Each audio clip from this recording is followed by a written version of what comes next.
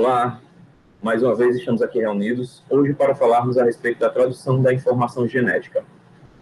Semelhantemente ao que a gente já havia visto em aulas anteriores, essa figura ela representa o dogma central da biologia molecular, onde nós temos o DNA, que pode formar novas moléculas de DNA por meio do processo de replicação, ou também pode ser empregado no processo da síntese de RNA, que é o mecanismo de transcrição. Uma vez obtido o RNA, que foi o que vimos no nosso último encontro, esse poderá servir como molde para a síntese proteica por meio do processo denominado de tradução, que é o motivo do nosso encontro de hoje. A tradução nada mais é do que a síntese de cadeia polipeptídica. Uma cadeia, como o próprio nome diz, né, poli são vários, peptídeos seriam os aminoácidos reunidos, né, mas a gente entende como sendo o processo para a síntese proteica. Uma coisa que eu preciso relatar é que nem todo polipeptídeo é uma proteína. Por quê? Porque para ser denominado proteína, ela precisa, essa cadeia polipeptídica precisa ter um tamanho superior a 20.000 Daltons. Se por acaso ele tem menos do que isso, ela só é denominado de cadeia polipeptídica. Todavia, tanto a cadeia polipeptídica quanto a proteína nada mais é do que um arranjo linear de aminoácidos que se assemelham às composições nucleotídicas presentes lá nos ácidos nucleicos, tanto no DNA quanto no RNA, né? Então, essas informações, elas não vêm para a síntese proteica de maneira aleatória. Cientistas hipotetizavam de que as sequências de proteínas, elas estavam diretamente correlacionadas às sequências contidas de nucleotídeos presentes no gene. Essa evidência, né, ela foi comprovada a partir do processo de sequenciamento de DNA e comparação, né, de diferentes organismos dessas estruturas. É preciso lembrarmos, né, só recapitulando, que essas imagens já foram vistas em encontros anteriores. Nós temos aqui tanto o DNA, o RNA como a proteína, elas são moléculas ao qual encontram-se presentes em bactérias diluídas, ou pelo menos misturadas, ao citoplasma.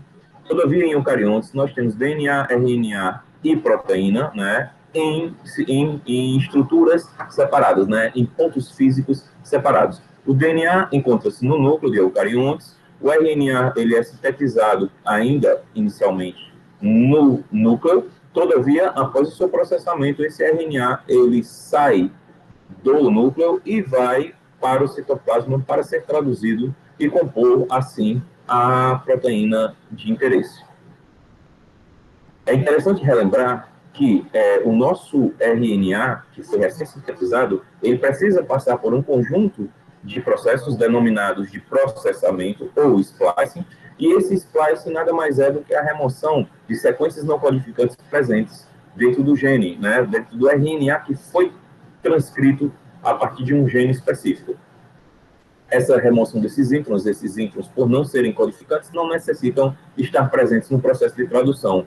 Por este motivo, eles são removidos e, após a sua remoção, são adicionados dois elementos: a 7-metilguanosina, também denominada de guanina metilada, capacete ou simplesmente CAP, e na extremidade 3' através do processo denominado de poliadenilação, é formada uma sequência de cerca de 200 a 300 nucleotídeos do tipo adenina.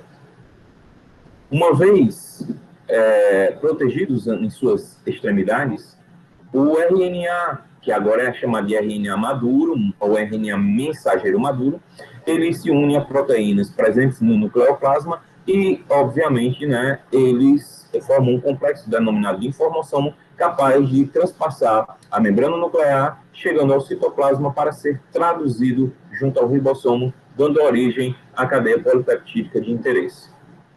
Bom, é sabido que na natureza, os pesquisadores, levando em consideração os elementos existentes, eles deduziram que, muito provavelmente, se há essa relação, como é que acontece essa relação de DNA por meio dos nucleotídeos e as proteínas por meio dos aminoácidos, né? Então, era sabido que na natureza só existem quatro tipos de base: adenina, timina, citosina e guanina. Isso a gente já viu em encontros anteriores. Mas é sabido também que existem 20 aminoácidos distintos na natureza. Então, como é que esses 4 aminoácidos, esses 4 nucleotídeos se relacionam para formar esses 20 aminoácidos presentes na natureza? Bom, existiam algumas ideias, né? Para isso, precisava-se realizar estratégias capazes de trazer elucidações sobre as propriedades do código genético. Então, havia algumas ideias, ou também denominadas de especulações, que foram lançadas por pesquisadores para o conhecimento e o estabelecimento dessa relação. A primeira delas é que, provavelmente, né, a relação existente entre os nucleotídeos e os aminoácidos provavelmente era na casa de 3 nucleotídeos que estavam diretamente relacionados a um aminoácido. Então, a gente tem aqui um cálculo, né? Acreditava-se que se existem 4 possibilidades possíveis, se cada possibilidade, um nucleotídeo representasse um aminoácido, nós só teremos 4 elevado a 1, 4 aminoácidos. Se por acaso essa relação, os 4 nucleotídeos, eles se organizassem aos pares, então nós teríamos apenas 16 possibilidades, que 4 ao quadrado é 16. Mas na natureza, não existe apenas nem 4, nem 16, existem 20. Então, as hipóteses de organização dos nucleotídeos para compor cada um dos aminoácidos, por essa primeira hipótese é descartada, pela segunda hipótese é descartada, a única que explicaria a existência, né, seria que cada aminoácido estaria diretamente relacionado a uma trinca de nucleotídeos. Só para, em termos mais práticos, o que eu quero dizer, se por acaso fosse, se cada nucleotídeo ele estivesse representado, perdão, se cada nucleotídeo tivesse representado aqui apenas por uma letra, eu teria, ou que se cada nucleotídeo, não, perdão, se cada códon, né, se cada sequência codificante que desse origem ao aminoácido, eu só teria aqui 4 aminoácidos, né? Então, um associado a A, um associado a T, um associado a C, outro associado a G. Então, essa possibilidade podemos considerá-la como sendo uma possibilidade, né, a ser descartada. Todavia, se essa possibilidade aqui não nos satisfaz, suponhamos que cada aminoácido fosse representado por 2 nucleotídeos. Nós teríamos A com A, A com T, A com C, A com G. Começando com T, T com A, T com C, T com C, T com G. Começando com C, C com A, C com T, C com C e C com G. Começando com G, G com A, G com T, G com C e G com G. Então, nós teríamos 16 possibilidades. Aqui, 4 não explica, 16 não explica a existência dos 20 aminoácidos. Para que fosse possível se explicar melhor, né, nós teríamos que cada aminoácido está relacionado a 3 nucleotídeos. Por quê? Nós teríamos a primeira, A com A com A, A com A com T, A com A com C, A com A com G. Aí a segunda, A com T com A com T com T com C, A com T com G. A com C com A com C com T, A com C com C, A com C com G. E por último, A com G com A com G com T, A com G com C e A com G com G. Então nós temos aqui 16 possibilidades começando com A, 16 começando com T, 16 começando com C e 16 começando com G. Totalizando aqui 4 a terceira igual a 64 possibilidades. E isso certamente explicaria a existência dos 20 aminoácidos até com sobra. Só para tornar a coisa mais fácil de se compreender, né? Suponhamos que nós tivéssemos uma conta de R$20. Então, com 4, a gente conseguiria pagar? Não. Com 16, conseguiríamos pagar? Não. E com 64, sim, e ainda sobrava. Então, assim, só para a gente ter, né, fazer uma comparação, a única maneira, o único modelo que explicaria a existência dos 20 aminoácidos na natureza e eles fossem correlacionados com os aminoácidos, com os nucleotídeos que compõem o RNA mensageiro, né, só poderia ser dessa maneira, que a organização ela fosse de 3 em 3, de trinca em trinca, que a gente, a partir de agora, vai chamar essa trinca de códon. Então, um códon, ele é representado por 3 nucleotídeos que correspondem a um aminoácido. Um códon, um aminoácido. um códon, 3 nucleotídeos. 3 nucleotídeos, um aminoácido. Mas, curiosamente, um conjunto de experimentos foram elaborados para tentar desvendar as propriedades do código genético. Para isso, para estudar essas propriedades do código genético, se faz necessário a existência de estratégias específicas, e já na década de 70, diversos pesquisadores já tinham domínio sobre o processo de síntese de cadeias polipeptídicas por meio da síntese de RNAs mensageiros sintéticos. Eles fabricavam esses RNAs em laboratório. Daí, curiosamente, eles empregavam uma enzima chamada polinucleotídeo fosforilase. O que é? Vamos entender a função dessa enzima.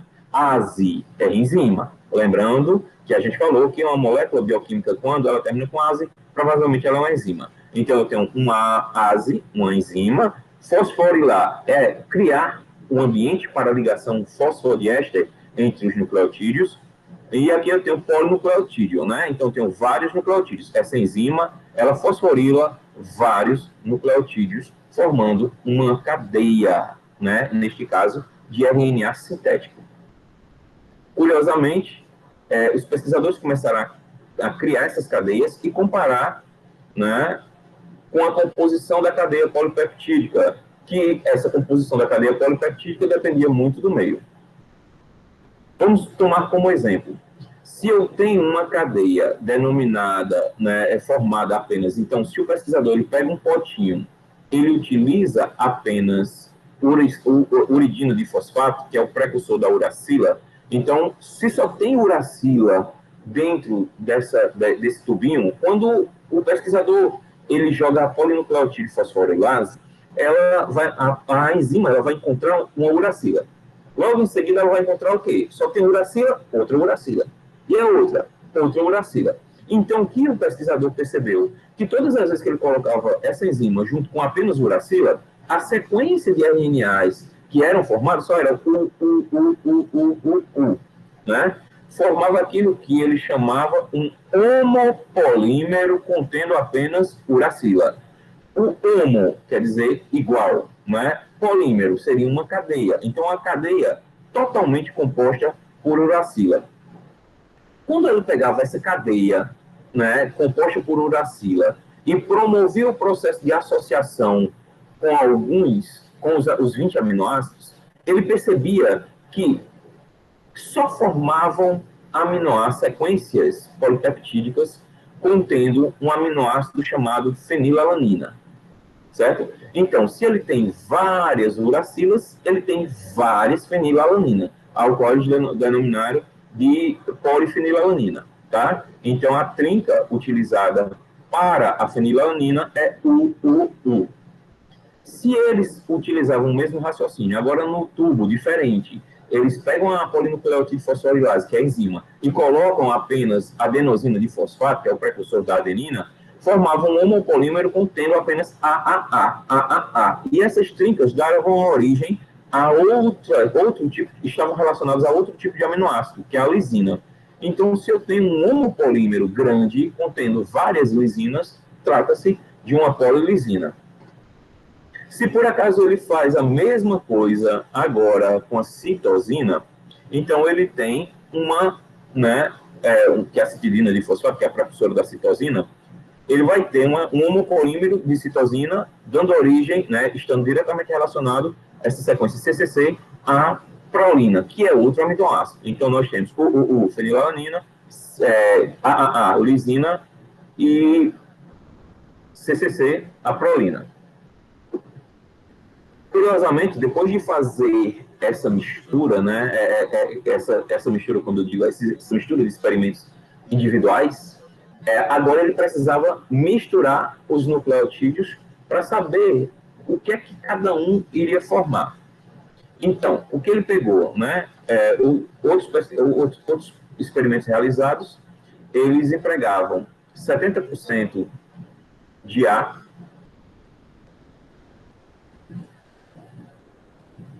70% de A, que é 0,7, e 30% de C. C e A.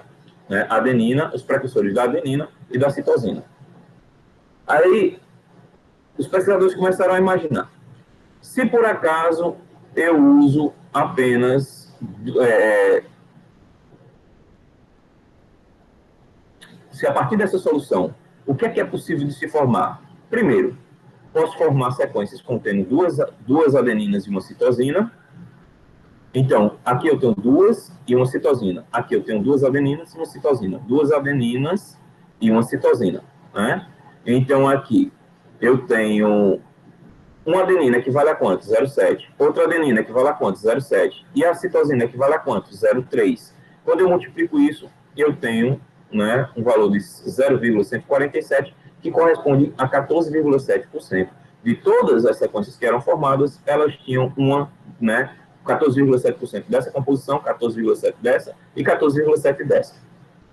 Se, ao contrário, eu quisesse fazer, né, quando os pesquisadores analisaram, né, se eu quisesse compor uma sequência com duas citosinas e uma adenina, né, uma adenina, 0,7, duas citosinas, 0,3 vezes 0,3. Então, eu tenho 0,7 vezes 0,3 vezes 0,3.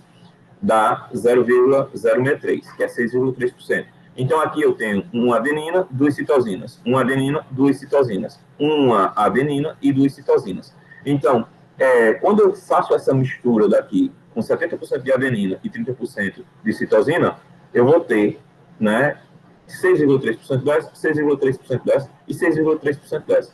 Se fosse só citosina, aí eu tenho 0,3 vezes 0,3 vezes 0,3, que dá 0,27, que dá aproximadamente 2,7. Ah, professor, mas está faltando também, porque nessa situação eu posso ter 3 adeninas, né? Então, o que é que eu vou fazer? A adenina vale 0,7. Eu vou fazer 0,7 vezes 0,7 vezes 0,7 e vou ter um valor aqui a ser definido, né?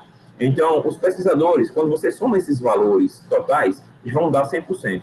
Então, eles começaram a perceber que quando misturavam diferentes nucleotídeos, poderiam obter também diferentes aminoácidos a partir dessas cadeias polipeptídicas, a depender, né, da concentração de que cada um dos elementos eram incorporados. E dois outros pesquisadores, né, o Neyberg e o Leider, fizeram um experimento para tentar ver, bom, eu tenho 64 possibilidades, mas eu tenho apenas 64 possibilidades, mas tenho apenas 20 aminoácidos. Então, como é que é essa relação? Que eu disse que tem aminoácidos só 20, mas as sequências, as 30 possíveis, são mais do que essas 20, né? Então, o Neyberg e o Leider, eles organizaram um experimento onde, em um tubo, eles colocaram uma membrana de nitrocelulose, né? Essa membrana, ela funciona como se fosse uma peneira, e a função de uma peneira é separar partículas por tamanho, e já dominando o processo de síntese de RNA e também dessa correlação junto com os tipos de aminoácidos, eles estabeleceram um experimento onde eles buscaram correlacionar cada trinca específica, sintetizando cada trinca específica a um aminoácido específico, né? Então, eles já sabiam, né, descobriram que as moléculas de RNA transportador, eles carregavam os aminoácidos. Então, eu tenho aqui esse RNA transportador carregando um aminoácido, né? Conseguiam fazer esse complexo de ligação, né, junto com o RNA mensageiro que estava sendo sintetizado. Então, ele poderia ter o quê? Adenina, um RNA onde era formado apenas por uma trinca, né? Adenina, adenina, adenina. Quando eles misturavam aqui, ele colocava esse RNA daqui e colocava ribossomos com uns 20 tipos de aminoácidos. E eles percebiam, né, que quando passavam na malha, nessa membrana de nitrocelulose, o que eles percebiam? Quando o RNA transportador ele era passado sozinho, né, quando ele estava sozinho, o seu tamanho fazia com que ele transpassasse a membrana de nitrocelulose. Todavia, se o ribossomo fosse passado sozinho, ele também passava. Se o RNA fosse passado sozinho, ele poderia passar também. Mas, todavia, toda vez que os pesquisadores colocavam uma trinca formada por AAA, eles percebiam que sempre havia, né, a formação de um complexo ribossomo, o RNA transportador que traria consigo a prolina, né?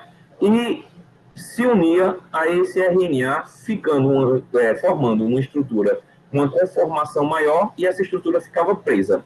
Por exemplo, quando eles usaram aqui a sequência UGG, eles perceberam que sempre quando tinha esse RNA com essa sequência, quem se prendia a ele era um RNA transportador que continha consigo um, um aminoácido do tipo triptofano.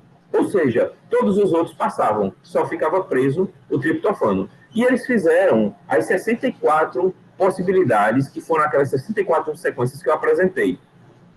E quando eles observaram, né, para cada uma dessas sequências, quase todas elas, na verdade, 61 delas, se ligavam a algum aminoácido, com exceção de 3, que a gente vai falar sobre esses 3 daqui a pouco, né?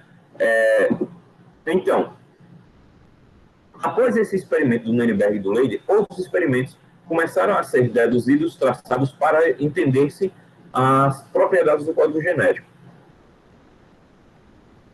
O Rar Corona foi um pesquisador que começou a fazer, né, sintetizar pequenas moléculas de RNA e corresponder à quantidade de, né, já que existia uma possibilidade, uma teoria de que provavelmente cada aminoácido estava relacionado a uma trinca. Então, Corona estabeleceu um experimento onde ele conseguia sintetizar uma pequena cadeia de RNA e, a partir de então, a partir dessa pequena cadeia, ele conseguia ver quantos aminoácidos se uniam. Então, ele percebeu, quando eu tinha 9 nucleotídeos na cadeia de RNA, ele percebia que 9 nucleotídeos formavam uma cadeia polipeptídica contendo apenas 3.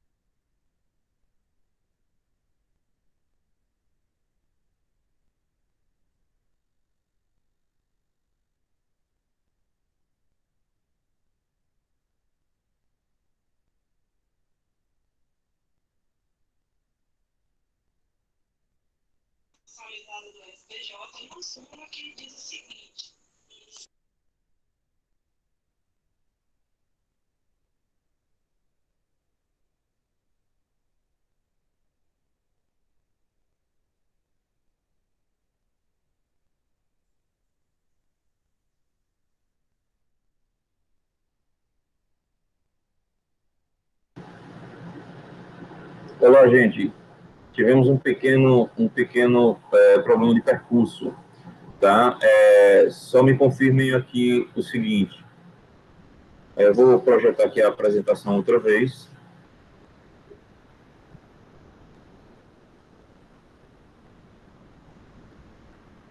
Vocês me ouvem bem agora? Estou ouvindo bem. Ótimo. Deixa eu ver aqui. Continua gravando, né? O que é isso? Não abre.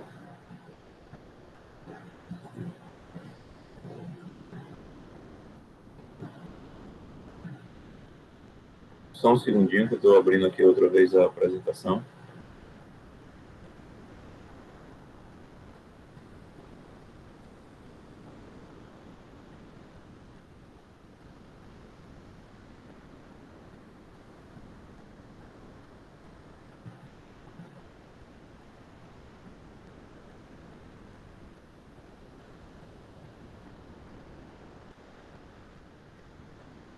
Ok, consegue me visualizar direitinho?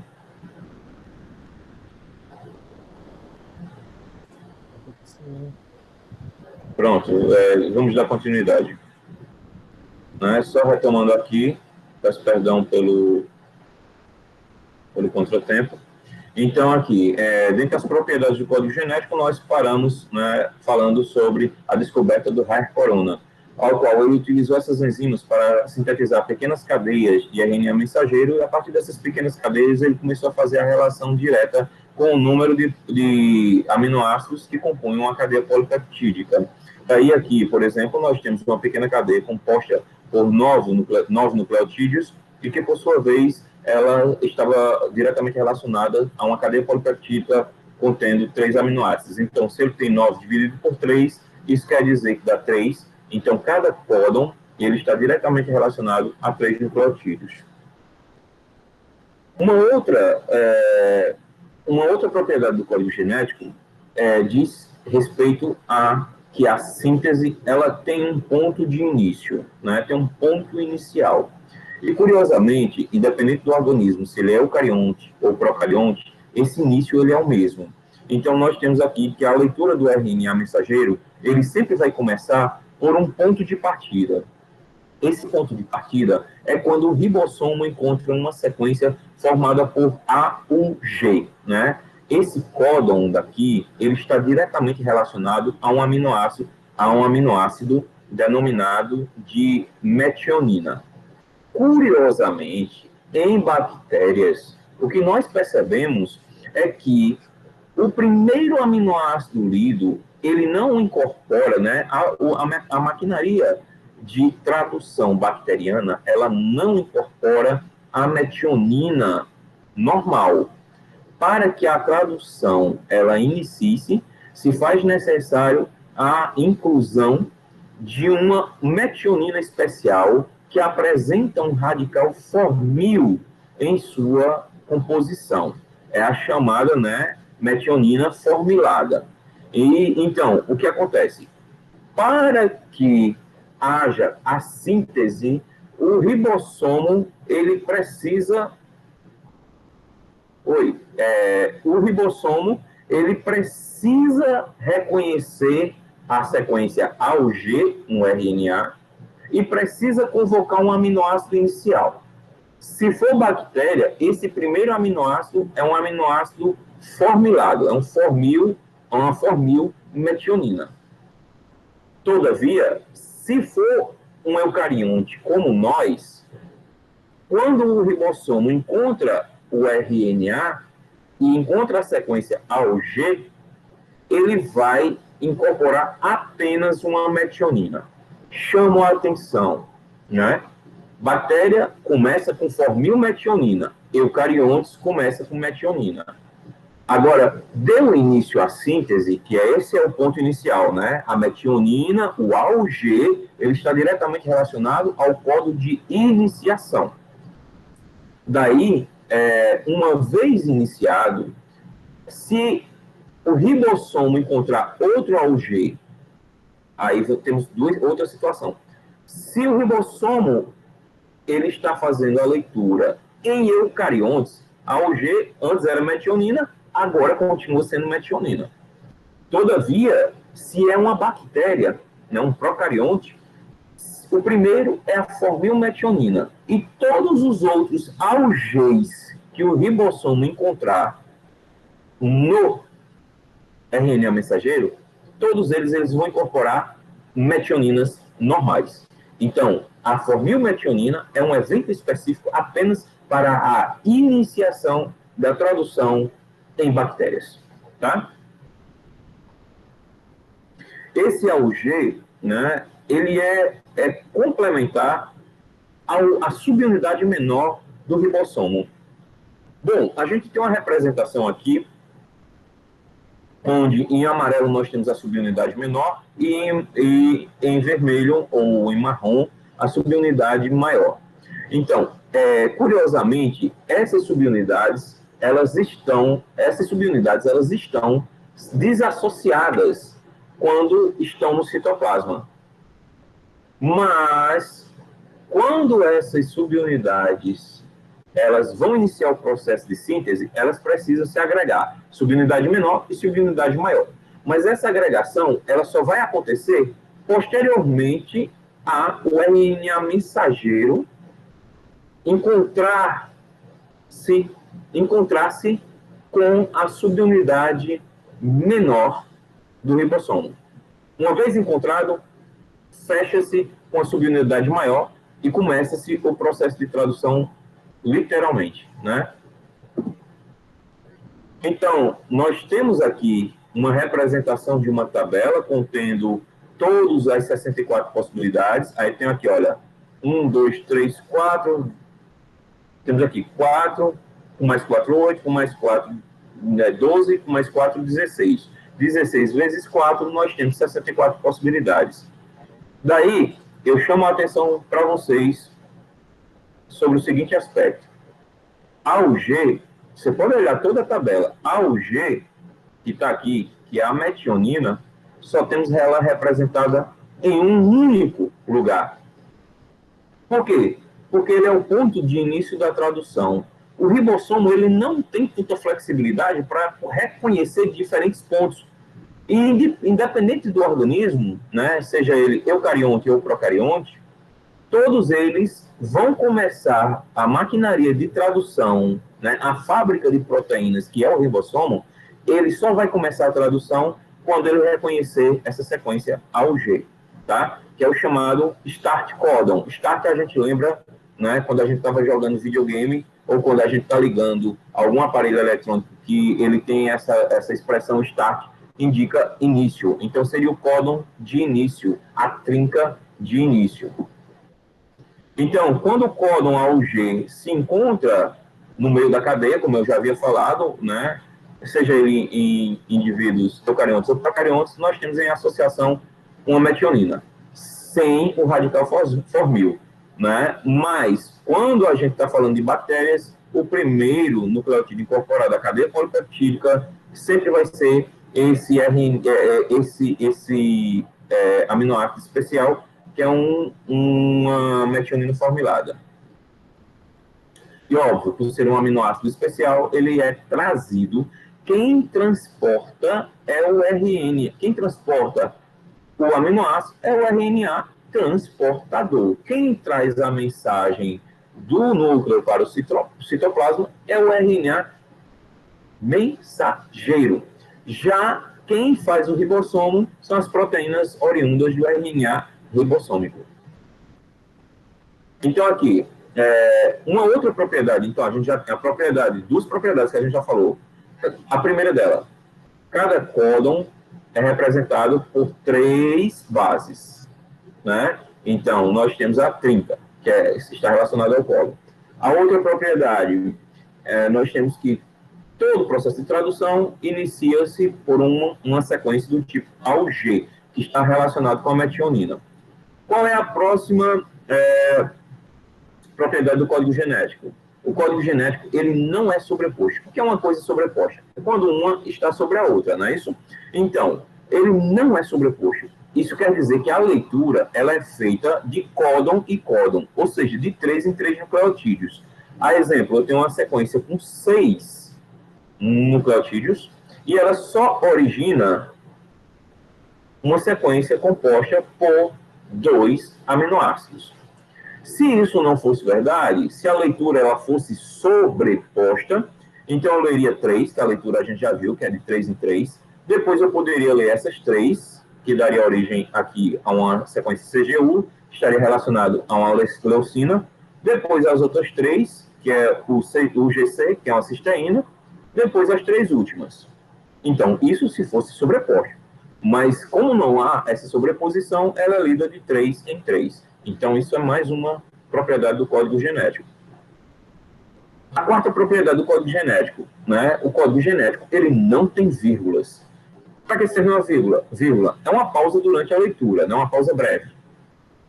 Poderia-se pensar que existe algum códon, algum nucleotídeo que representasse essa vírgula de leitura. Então, quando o ribossomo vai lendo, ele vai lendo de 3 em 3, para que ele não erre ao fazer sua leitura, a gente imaginaria que existia alguma vírgula que daria indicação ao ribossomo que a leitura estava sendo feita correta. Todavia, não existe nenhum nucleotídeo, nenhum códon que sirva como vírgula, tá? Não existe nenhum nucleotídeo diferente daqueles 4 normais: adenina, timina, citosina, e como a gente está falando de RNA, perdão, quando estamos falando de RNA, então temos adenina, uracila, citosina e guanina, não temos timina, né?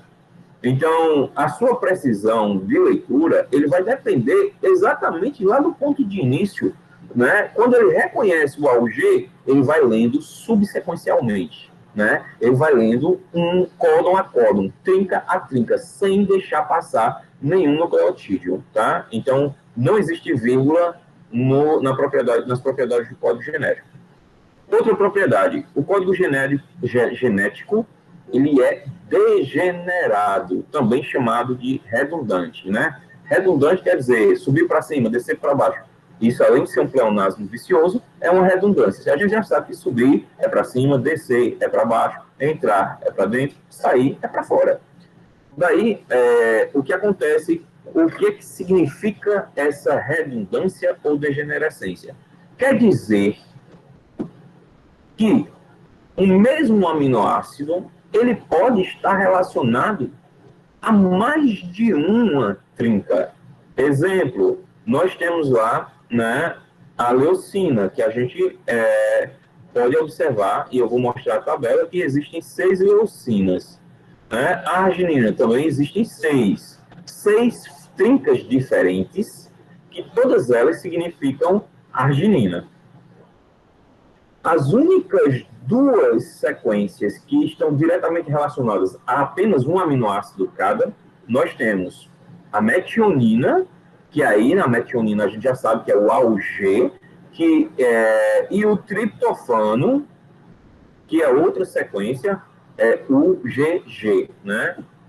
Então nós temos aqui uma única sequência, né? O GG, que é o triptofano, e aqui o AUG, que é metionina. E como eu havia comentado com vocês, aqui a leucina, eu tenho 1, 2, 3, 4, 5, 6 formas que dão o mesmo significado, né? Então, essa redundância significa que o mesmo aminoácido pode ser representado por formas diferentes, com exceção da metionina e com exceção do triptofano. Ah, professor, beleza, o senhor está falando isso, mas como eu aprendo a usar essa tabela, né, que o senhor ainda não explicou? Bom, nós temos aqui, né, representando, todos os aminoácidos são representados por trinca. Então, vamos aprender a usar essa tabela. Eu tenho aqui, primeiro, em vermelho, nós temos o primeiro nucleotídeo da trinca, em azul, o segundo, e em verde, o terceiro. Vamos supor, eu quero saber o significado da sequência UUU. Esse códon UUU está relacionado a que aminoácido? Então, vamos lá. O primeiro em vermelho, U. O segundo em vermelho, U. Então, eu faço aqui um cruzamento, né? Então, eu tenho U. Aí, aqui, o U é qual? É o primeiro. Então, UUU. Tá aqui, olha. Fenilalanina. Se eu quisesse saber o que é que significa CCC, que a gente já falou sobre ele. Vamos lá, o primeiro aminoácido, C. Então, o CCC está nessa linha.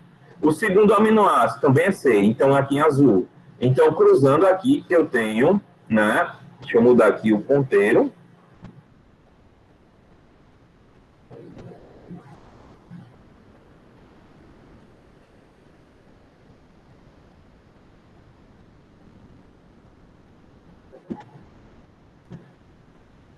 Gente, eu estou apanhando aqui, não estou conseguindo mudar o ponteiro. Deixa eu ver se eu abro para cá. Ponteiros. Pronto. Aqui eu consegui agora. Então, eu tenho aqui, primeiro, CCC, que eu havia comentado. Então, o primeiro, que está em vermelho, está nessa linha. O segundo C está nessa linha. Está nessa coluna, perdão. Tá? Então, eu vou cruzar aqui. C, aí o segundo é C, então está aqui. Eu tenho um cruzamento. E o C aqui é o segundo. Então, eu vou olhar aqui primeiro e segundo. Então, estou aqui, olha, CCC. Eu estava me referindo a uma prolina. Eu já sei que é uma lisina. Vamos ver se é verdade. Então eu vou cruzar aqui. com esse daqui. Então, o ponto de interseção está aqui dentro desse quadrante. E a adenina é o terceiro. Então, eu vou aqui, primeiro, segundo, terceiro. Pronto. A se encontra aqui. Ele está relacionado com a lisina. Né? E essa sequência, essa sequência aqui, CCC, GGG, ela está relacionada ao códon encontrado no aminoácido, ou, perdão, o códon encontrado no RNA. E esse RNA, ele vai convocar, então, dentro do ribossomo, ele vai convocar um RNA transportador que traga consigo o devido aminoácido. Né? Então, eu tenho aqui a sequência AGU, que vai ter aqui um RNA transportador complementar. Então, a gente tem aqui, quem se pareia com A é U, quem se pareia com G é C, quem se pareia com U é A. Então, apenas esse RNA transportador que contém um aminoácido específico vai ser convocado. Outro não vai se parear corretamente. Próxima propriedade do código genético. O código genético ele não é ambíguo. O que isso significa? A ambiguidade está relacionada ao duplo sentido, né? Então, o código genético seria ambíguo se ele codificasse, se uma sequência, por exemplo, se ela codificasse outro aminoácido que não fosse a lisina, né? Se a sequência GGG não codificasse a sequência, né, GGG glicina. Então, nós temos, né, sequências. Primeiro, pensemos, nós temos um aminoácido que pode ser representado por sequências diferentes. Todavia, quando você tem uma sequência, aí agora analisando a sequência brutamente, ela sempre vai estar relacionada àquele aminoácido e nunca a outro aminoácido. Com exceção de algumas possibilidades que é feito em laboratório, mas assim, em vias naturais não é. Então, o código genético, ele é universal. O que é o código genético? O que significa que o código genético é universal? A universalidade do código, ele está dizendo que qualquer que seja um indivíduo encontrado na natureza, se eu tenho um AUG, é uma metionina. Se eu tenho um GGG, eu tenho uma glicina. Se eu tenho um UUU, né, eu tenho outro aminoácido. Se eu tenho um CCC, outro aminoácido. AAA, outro aminoácido. E assim por diante. Né? Com exceção de algumas mitocôndrias, de algumas espécies, que tem uma pequena variação. Todavia, o resto dos indivíduos, todos eles partilham do mesmo código genético. O que é uma fenilalanina numa bactéria é uma fenilalanina em nós, seres humanos. Né? Por este motivo, acredita-se que essa seja uma evidência evolutiva, né? Onde, de uma ancestralidade comum, todos nós derivamos e hoje a gente mantém essa mesma composição. Outra propriedade do código genético. O código genético ele tem ponto final. Lembram que o experimento do excesso do Stahl, eu havia comentado para vocês, que esse experimento, os pesquisadores conseguiram relacionar, dos 64, eles conseguiram relacionar 61 aminoácidos, aquelas diferentes sequências, né? Perdão, os 20 aminoácidos foram correlacionados a apenas 61 das sequências. Todavia, 3 delas ficaram sem formar ligação entre o RNA transportador ribossômico e entre o RNA mensageiro. Então, quais eram essas 3 sequências?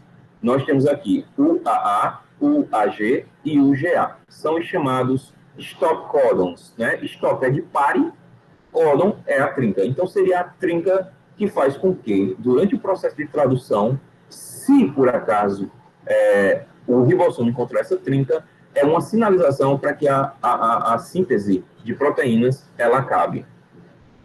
Né? E os processos de ativação, elas vão acontecer, né, por meio, né, da ativação da convocação dos RNAs transportadores vão acontecer por meio de uma enzima específica chamada aminoácido RNAP sintetase. Vamos entender o nome da enzima, tá? As enzimas que sintetiza, né, aminoácido convocando o RNA transportador. Então, assim, tradução melhor ao pé da letra não tem. Qual é a função da enzima aminoácido RNAP sintetase? É exatamente a enzima utilizada na síntese de aminoácidos por meio da convocação de RNAs transportadores, né? E como isso acontece, né? Uma vez o ribossomo encontrando a trinca, ele vai fazer a leitura dessa trinca e vai criar um ambiente favorável por meio dessa enzima, que vai convocar especificamente o RNA transportador que é complementar à trinca que está sendo lida. Então, existe um aminoácido RNAP sintetase para cada um dos aminoácidos existentes na natureza. Então, o processo de tradução. Como ele acontece? Lembrem-se, sempre falei para vocês que todo o processo ele tem um início, um meio e fim. O início é a iniciação, o meio é o alongamento e o fim é o término.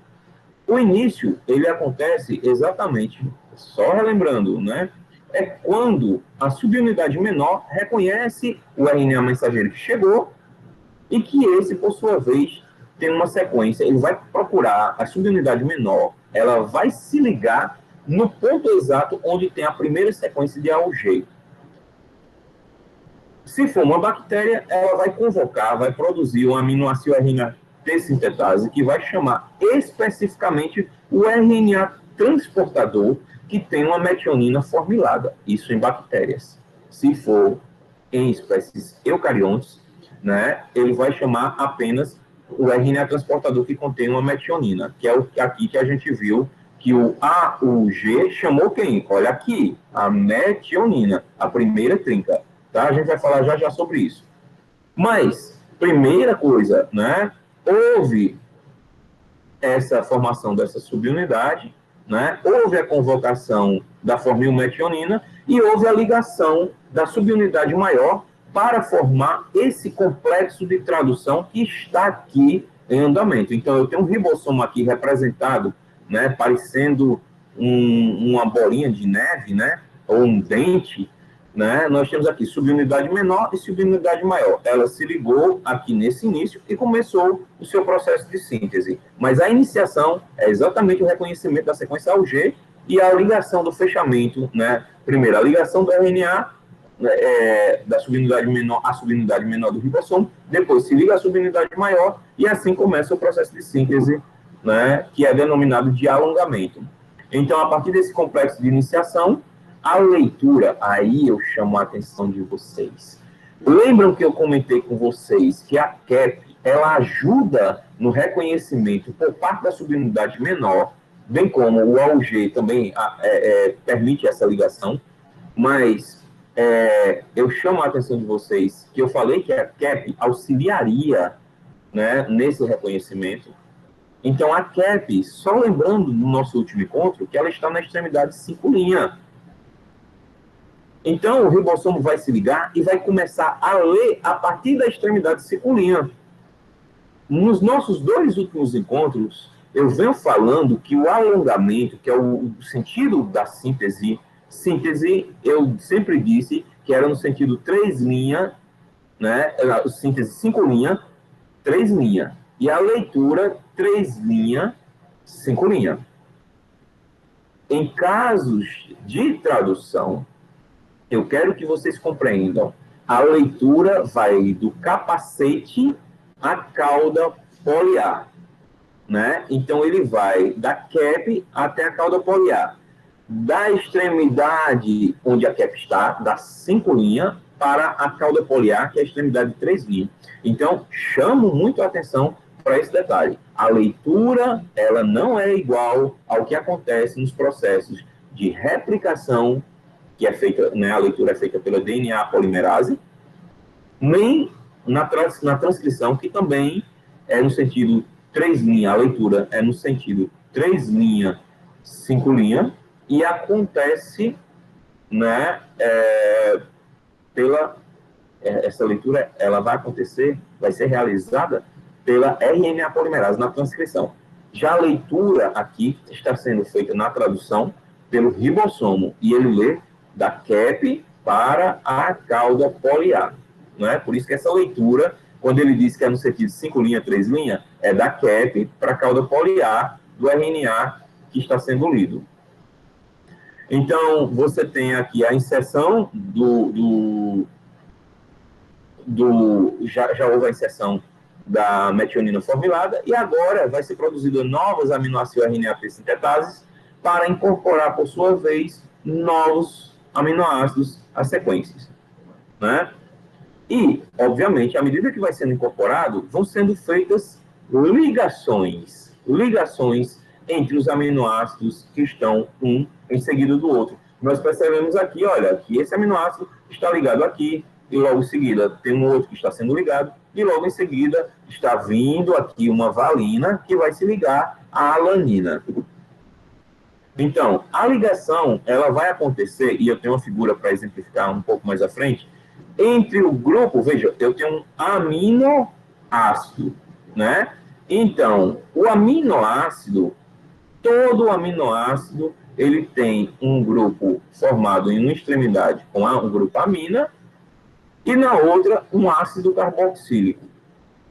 De modo que todas as vezes que está acontecendo o alongamento, vai haver, de um lado, de uma extremidade, o grupo amina vai ficar livre, e o outro tinha um grupo carboxila livre, que vai receber um novo aminoácido, e que nesse novo aminoácido, desse lado tinha um grupo amina, que vai se ligar ao grupo carboxila daquele que estava anteriormente inserido. Né? Então, as ligações que vão ser realizadas são denominadas, olha, eu vou formar uma cadeia polipeptídica. Qual é o nome da ligação? Ligação peptídica. Vocês já devem ter visto isso lá na bioquímica, né? Então, acontece entre o grupo carboxila do primeiro aminoácido com o grupo amina daquele que está chegando, né? E essa ligação, ela é catalisada por outra enzima específica chamada peptidiltransferase. Então, só aqui exemplificando, nós temos aqui um aminoácido. Aqui tem um grupo amina, aqui tem um grupo ácido carboxílico. Todos eles estão ligados a um carbono. Todos os aminoácidos têm essa estrutura daqui em comum. O que é que vai diferenciar entre os 20 aminoácidos? São os radicais, a cadeia lateral que encontra-se presente nessa posição. Então, nós temos distribuídos na natureza 20 tipos diferentes de aminoácidos aqui representados. 2, 4, 6, 7, 7 mais 7, 14, 15, 16, 17, 18, 19, 20. Percebam que todos eles têm um grupo amina, um grupo de ácido carboxílico e tem um radical que é diferente. Se vocês compararem, todos eles vão só se diferenciar aqui. Então, olha, nós temos aqui diferenças entre os 20 aminoácidos, ok? E a ligação peptídica, né, promovida pela peptidiltransferase, ela nada mais é, como eu havia falado, através do grupo carboxila do primeiro aminoácido com o grupo amina do que está chegando, do segundo aminoácido. Então, é formada uma ligação peptídica, a liberação de água, e assim a gente vai dando continuidade à síntese, até que nós encontremos uma daquelas 3 sequências, né, o GA, o AG ou o AA, que são as sequências denominadas de códons de terminação. Quando vai havendo a leitura, aqui trinca, olha, tem uma trinca, tem outra trinca, aí eu tenho aqui AAA, e por último eu tenho UAA. O AA é um códon de terminação. Quando o ribossomo ele vai lendo a sequência de RNA mensageiro, quando ele chega neste lugar, começa-se o processo, né, de finalização de síntese, uma vez que não existe um RNA transportador relacionado a essa sequência. Lembram? Existem 3 sequências, aqui representadas pelos códons UAA, UAG e UGA, que não tem RNA transportador relacionado. Por este motivo, não continua a síntese. e ela é interrompida. São formados os sinais de paradas, né, de parada, e inicia-se o processo de formação dos fatores de liberação. O que é que vai acontecer logo em seguida? Bom, eu tinha um RNA que foi utilizado, o RNA vai ser degradado. Esse RNA estava ligado à subunidade menor e subunidade maior. Essas vão se dissociar, mas antes disso, a proteína que estava sendo sintetizada, ela é liberada para ser utilizada pela célula, né? Então, os fatores de liberação, você tem a ativação da peptidotransporase e hidrólise, que é a quebra, né, das ligações peptídicas que estariam, muito provavelmente, unindo ao ribossomo, e, por sua vez, acontece as dissociações dos RNAs transportadores e liberação do ribossomo, bem como a proteína para ser empregada pela célula, conforme a gente havia comentado anteriormente. Então, a parte, né, teórica, ela fica por aqui. Eu vou parar aqui a apresentação